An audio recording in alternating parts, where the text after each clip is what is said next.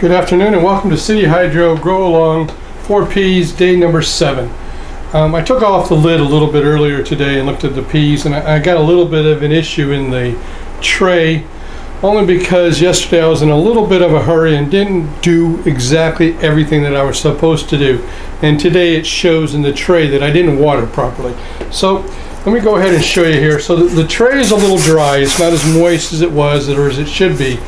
And my roots started to develop some spikes on them. And so let me zoom in there and show you what I'm talking about. Okay, and so there you can see the root spikes starting to develop. You know, that's because I took a shortcut yesterday. I was in a hurry.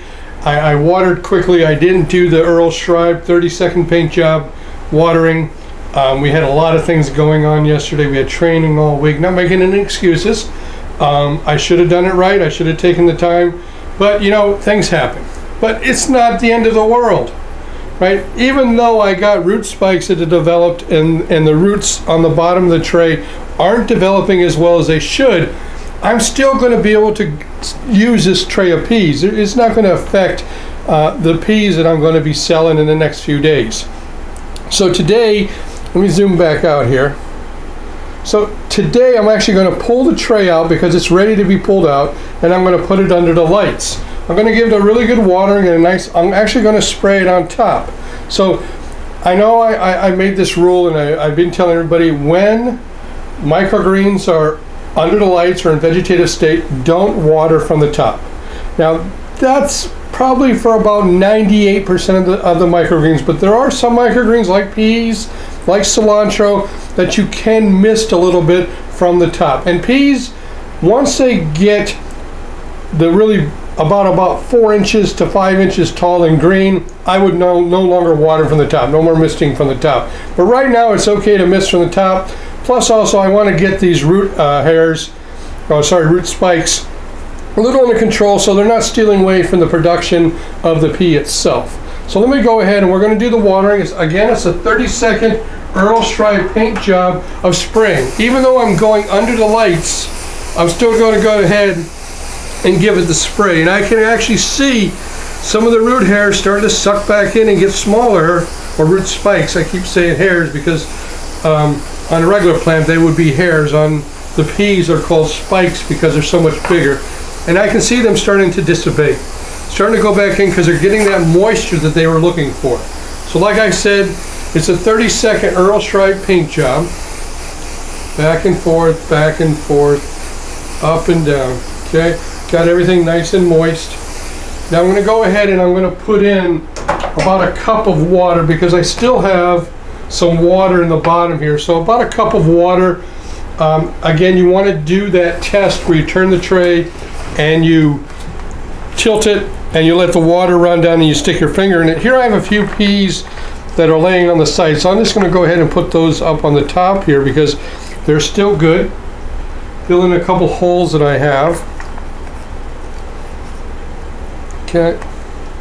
And they'll find their roots and they'll get down inside the pad. But if I tilt it here, I still have quite a bit of water in here, but when I'm going to put about another cup of water in here just to add it, and then I'm going to put it up under the lights. Now I talked a little bit about yesterday about something really cool to do with peas, and that is to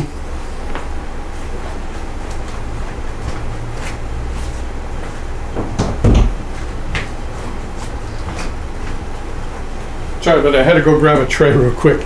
That's about creating a yellow pea shoot versus a green pea shoot.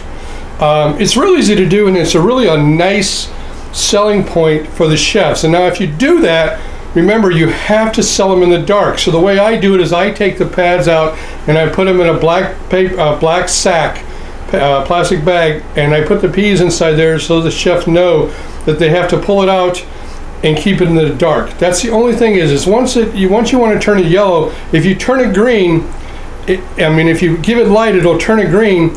Unlike corn though, when you give it light and it turns it green, it gives it a really nasty flavor, almost like a reed grass. The pea will still have a really nice sweet flavor to it, just not as sweet as the yellow one. So if I wanted to do that, I take another tray and I turn it upside down on the other tray. So there you can see I actually turned it upside down and it's sitting on the top of the tray. And now what I would do is just pick this entire thing up and put it up on my germination rack or one of my racks that didn't have lights on it, okay? And the peas would continue to grow, and they would grow up inside the plastic here, and they would turn yellow. They would stay yellow. They wouldn't turn green. But I'm not going to do that for this one. That's just a little tidbit if you guys wanted to play a little bit. Maybe later down the road we'll do a yellow pea grow-along, okay? So for right now I'm going to take this off. Check my water again. Add a little bit more water to it.